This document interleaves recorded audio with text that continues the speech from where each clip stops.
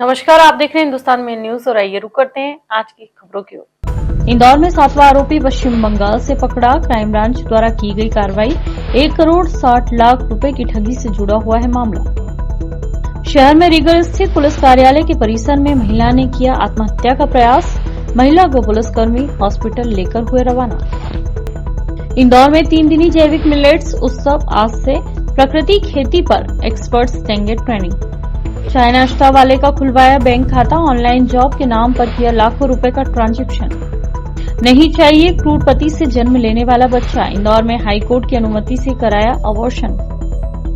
इंदौर में डेंगू से 13 साल के बच्चे की मौत। प्राइवेट लैब में हुई थी पुष्टि। युवती को दोस्त ने दी सुसाइड की धमकी। शादी से इनकार करने पर रास्ता रोक धमकाया। इंदौर में एक महिला द्वारा रीगल चौराहे पर स्थित पुलिस कार्यालय पर स्वयं पर पेट्रोल डालकर आत्महत्या करने का प्रयास किया गया। पूरे मामले में आसपास खड़े अन्य लोगों के द्वारा तत्काल महिला की हरकत को भांपकर उसे बचाया गया और पुलिस को सूचना दी गई। दरअसल इंदौर में एक बार फिर महिला ने आत्महत्या करने का प्रयास किया और यह प्रयास रीगल स्थित पुलिस डीसीपी कार्यालय के बाहर बने हुए परिसर में किया गया। महिला द्वारा बार बार यही शब्द कहे जा रहे थे कि वह स्वयं के पति से परेशान है और इसी कारण उसने यह कदम उठाया। फिलहाल पुलिस महिला को तुरंत अस्पताल लेकर पहुंची, जहां महिला अब खतरे से बाहर है। वहीं पुलिस द्वारा पूरे मामले में जांच पड़ताल की जा रही है। किसी महिला ने रीगल में स्थित ऑफिस में आकर जहर खा लिया और पेट्रोल तत्काल हम लोग लेके मेडिकल ऑफिस हॉस्पिटल जा रहे हैं। अभी इसके बारे में हमें कोई जानकारी नहीं है, जैसे जानकारी मिलेगी तत्काल बताएंगे। पहले अभी इसके बारे में कोई जानकारी नहीं मिली है, सिर्फ इतनी जानकारी मिली थी कि एक महिला है जिसने अभी यहाँ पर रीगल ऑफिस में पेट्रोल डाला और जहर खाने की कोशिश की करके। ये रीगल ऑफिस के अंदर इंदौर में फर्जी डिजिटल अरेस्ट मामले में पुलिस द्वारा 1 करोड़ 60 लाख की ठगी के मामले में एक और आरोपी की पश्चिम बंगाल से आरोपी की गिरफ्तारी हुई है।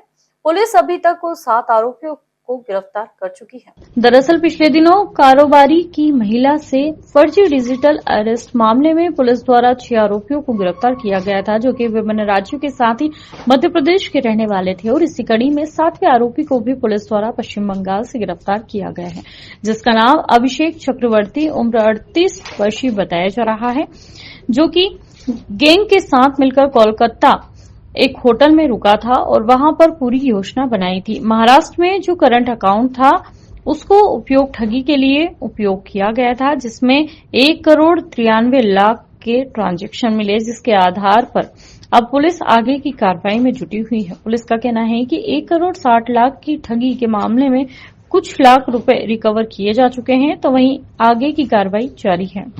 जिसमें जो अकाउंट जो यूज हुए थे 7 यूज हुए थे और 9 अकाउंट्स में पैसा गया था। तो इसमें फिर जाकर लगातार दबिश दी पुलिस के द्वारा, जिसमें कि सूरत से 2 आरोपियों को पकड़ा गया था जो अकाउंट होल्डर थे। उसके बाद मैयर से 2 आरोपियों को पकड़ा जो अकाउंट होल्डर थे।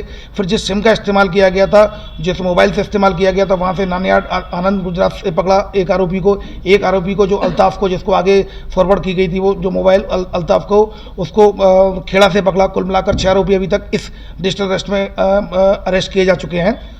7वां आरोपी जो कि एक इसमें सबसे जो बड़ा अमाउंट था 1 करोड़ 60 लाख की जो डिजिटल अरेस्ट में 60 लाख अकेला जो अमाउंट था वो कूच बिहार, जो कि पश्चिम बंगाल के नॉर्थ बंगाल का पार्ट है, जो बांग्लादेश असम बॉर्डर है, वहाँ पर इसका अकाउंट था।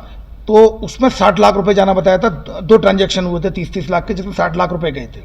इसमें टीम सब इंस्पेक्टर जीवन बारिया के नेतृत्व में ये टीम पूरी गई थी, जिसको पूरा कोऑर्डिनेट एसीपी नीलम कन्नौज के द्वारा किया गया था, साइबर के द्वारा, और ये लगातार बाय रोड गए थे। इंदौर में लव मैरिज के 1 साल बाद ही पति पत्नी में इतना विवाद हुए कि उनके बीच की चाहत एक दूसरे के लिए नफरत में बदल गई। पत्नी ने गर्भ में पल रहे बच्चे के अबॉर्शन की अनुमति हाईकोर्ट से मांगी। हाईकोर्ट के आदेश पर महिला एडवोकेट बतौर काउंसलर नियुक्त हुई। उन्होंने पति पत्नी की काउंसलिंग की। सुनवाई में जज ने समझाइश दी, लेकिन एजुकेटेड पति पत्नी साथ रहने को राजी नहीं हुए। पत्नी ने कहा कि वह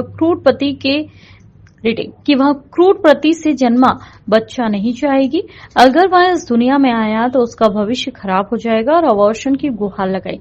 आखिरकार हाईकोर्ट की अनुमति के बाद गुरुवार को डॉक्टर्स की टीम ने महिला ने अबॉर्शन करवा लिया। युवक युवती की शादी के लिए दोनों परिवार वाले पहले राजी नहीं थे। पिछले साल दोनों ने लव कम अरेंज मैरिज की। कुछ महीने में सब कुछ अच्छा चला, लेकिन फिर छोटी छोटी बातों पर झगड़ा होने लगा। इस बीच पत्नी गर्भवती हो गई। झगड़े और बढ़ गए। पत्नी ने पति के खिलाफ दहेज प्रताड़ना और घरेलू हिंसा का केस दर्ज करा दिया। दोनों केस अभी विचाराधीन है।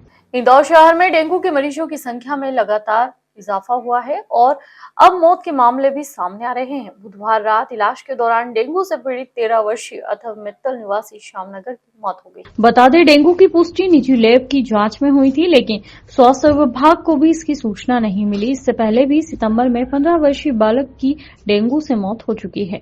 इस वर्ष यह दूसरी मौत है।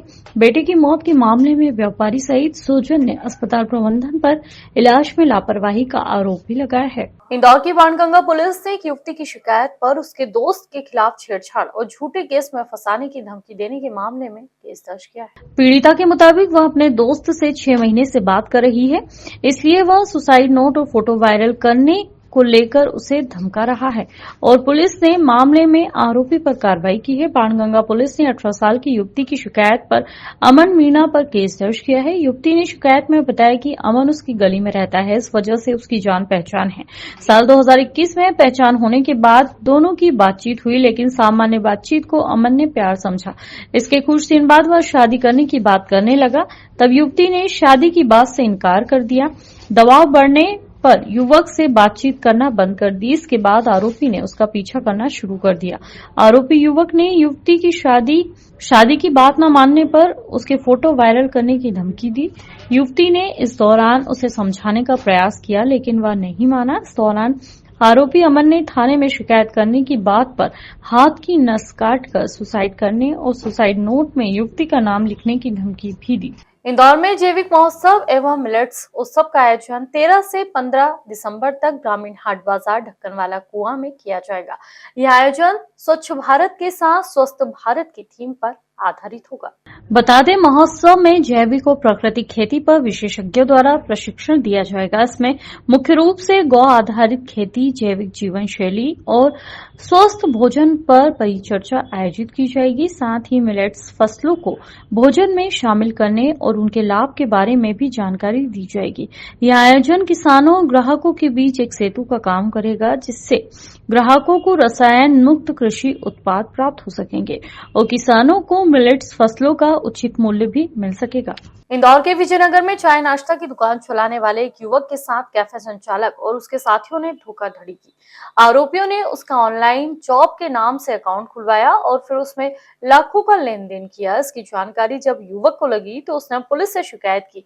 अब मामले में पुलिस जांच कर रही है। दरअसल विजयनगर पुलिस के मुताबिक गौरव राठौर निवासी गुना की शिकायत पर पुलिस ने विदु पुत्र विवेक भारद्वाज निवासी Indrapuri colony Kishanganj Mhow Romano cafe के संचालक और उसके साथ ही रवि पुत्र देवेंद्र वर्मा निवासी रुक्मणी नगर, मयंक पुत्र विजय सिंह सोलंकी निवासी सम्राट कॉलोनी बागर देवास, अनब अहमद पुत्र अफसर निवासी कोहेफिजा कॉलोनी भोपाल, रवि व अन्य दोस्तों पर 61 BNS के मामले में केस दर्ज किया है। पुलिस के मुताबिक आरोपियों ने कंपनी में जॉब दिलाने की बात करते हुए गौरव का SBI बैंक में खाता खुलवाया, वहीं एक सिम उसके अकाउंट नंबर पर रजिस्टर करवाकर अपने पास रख ली। इसके बाद उससे लाखों का लेन देन करवा दिया।